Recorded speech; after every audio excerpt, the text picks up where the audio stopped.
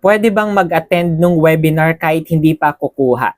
Hello mga ka-travel, this is Paul of Global Pinoy Travel and Tours. And syempre naman po, yes na yes. So yung purpose po ng ating webinar na kinakandak dito po kay Global Pinoy is to orient, no, to educate, para magkaroon po ng knowledge, no, yung mga aspiring natin dyan na mga viewers, no, kung paano nga ba talaga tumatakbo yung isang travel and tours business, paano ito mauumpisahan, ano yung mga services na may offer, paano po kikita, ayan, and syempre yung mga packages po na available ni Global Pinoy. So if ever, no, gusto niyo lang talagang matutunan muna, magkaroon ng idea, wala pong problema yon. Pero syempre, after nyong umattend, if you are decided na din naman, no, to avail, to start, so why not, okay? Para at least, kumbaga, mas ma-maximize po natin yung time, di ba, na makaka-attend kayo agad ng training. Pero wala pong problema, pwede po kayong umattend, no? Kahit hindi po agad-agad kukuha. So, if ever gusto nyo pong umattend ng ating webinar, message nyo lang po ako directly. With that, God bless po sa ating lahat.